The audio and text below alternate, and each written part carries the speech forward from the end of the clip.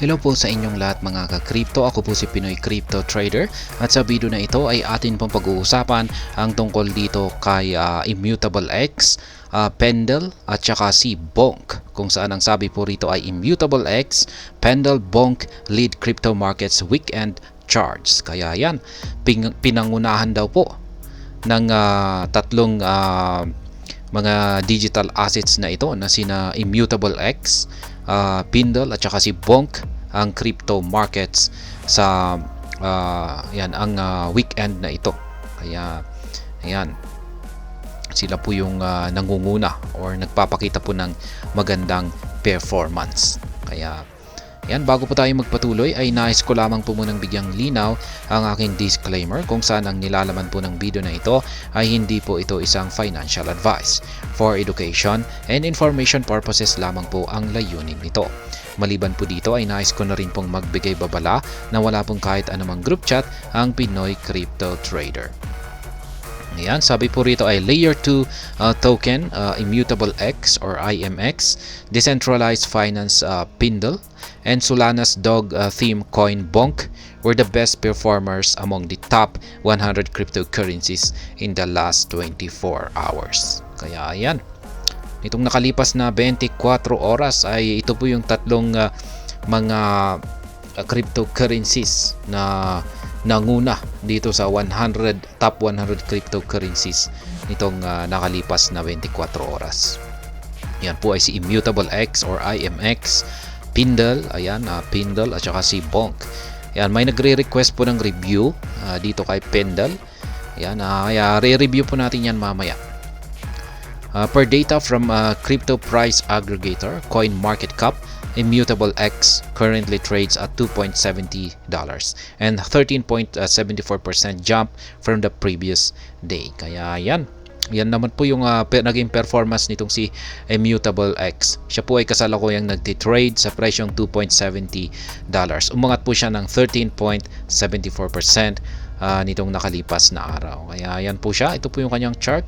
Kitang-kita natin na tuloy-tuloy lamang po siya sa kanyang paglago. The coin's 24-hour trading volume skyrocketed by more than 120% to settle at $222.6 million. IMX has been on an upward trend for over a month, adding an extra 21.54% to its price from the month ago and 24.42% in the last 7 days. Kaya yan po yung kanyang naging performance. Kaya pala siya ay napabilang sa top 3 yan ng mga yan sa top 100 po ng best performing na mga cryptocurrencies nitong nakalipas lamang na araw. Yan, sapagkat yung kanyang trading volume ay ayan, ang laki po ng kanyang paglago sa kanyang trading volume, umabot po ng 120%. Kaya yan po ay katumbas ng $222.6 million. At ayan, yung kanyang monthly performance naman po ay umaabot po sa 21.54%. At yung nitong nakalipas na 7 araw ay nasa 24.42%. Kaya laki. Ang laki po niyan. On its part, Pendle's price went up by 12% following trading action that saw $93.9 million worth of the coin changing hands over the last 24 hours. Yan naman po itong si Pendle. Yung kanyang presyo naman ay umangat ng 12%. Kaya yan, itong nakalipas na 24 oras po yan. The 24-hour trading volume was 62.16% improvement on the previous day's number and put Pendle as the 75th most traded cryptocurrency in that period per data from CoinMarketCap. Kaya yan naman po yung kanyang paglago sa kanyang trading volume, umangat po ng 62.16%. Kaya yan po si Pendle. Yan naman po si Bonk. Bonk was third on the list of the biggest gainers. Its 40 digits 1286 price is an 8% uptick over the past 24 hours. Kaya yan, nagkaroon po siya ng 8% na pag-angat sa kanyang presyo nitong nakalipas na 24 oras. Yan po si Bonk. The price hike accompanied a massive 124.92% increase in its 24-hour trading volume, valued at more than $280.3 million. Over 48 hours, Bonk's price rallied by 30% as it rode the broader crypto market resurgence and took advantage of the positive sentiment that followed its announcement of the Bonk Rewards Scheme. Kaya yan na rin, nitong nakalipas na 48 hours ay nagkaroon po siya ng 30% na price rally. Kaya ganyan po yung katindi na ipinapakita ng performance ni Bonk. Kaya po sa mga nakalipas po na video natin ay kasali po siya sa mga recommended na digital asset na magandang i-trade yan dito sa paparating na linggo na ito.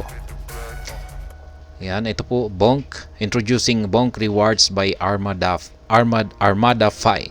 Lock your Bonk to earn rewards from community built Bonk Eco products like Bonk Put, SVB, and Bonk Swap. Kaya yan, ito naman po pala yung dahilan kung bakit umaangat ang presyo ni Bonk.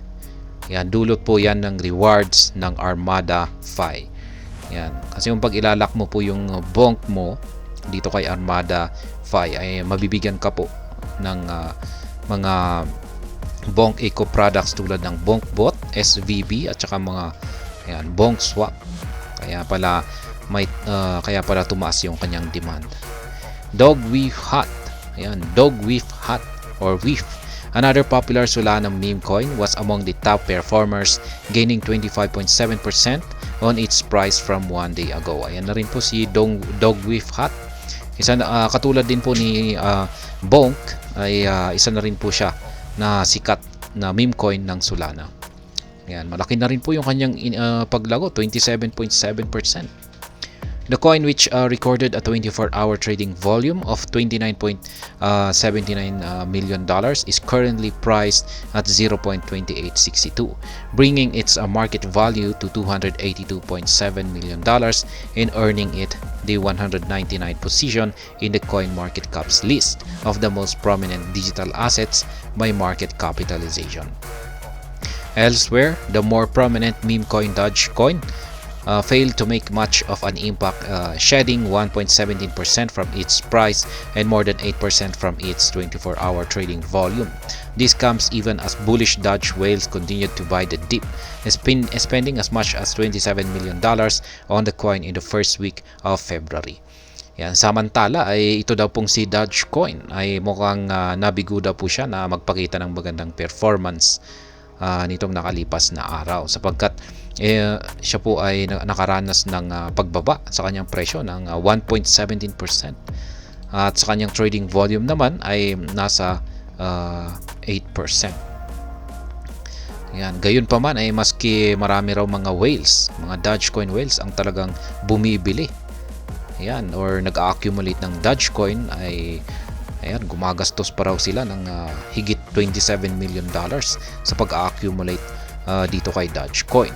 Yan, nung unang linggo pa lamang ng February ay nag-umpisa na po sila sa pag-accumulate ng Dogecoin, pero gayon pa man ay yan, bigo po itong magpakita ng magandang performance. Kaya yan po ulit yung mga tatlo na mga cryptocurrencies or digital assets na pinangunahan ang crypto markets sa pamamagitan po ng kanilang magandang ipinakitang performance. Kaya yan po si Immutable X, si Pindle, at saka si Bonk.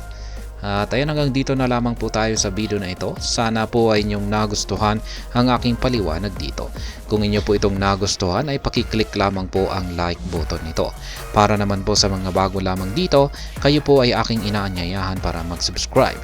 Pakiclick na rin po ang bell icon nito dahil ito po ang siya magsisilbing notification nito sa mga bago kong videos na akin pong ina-upload sa aking YouTube channel na ito. Marami pong salamat sa panonood. Ingat po tayo lagi at God bless po sa ating lahat.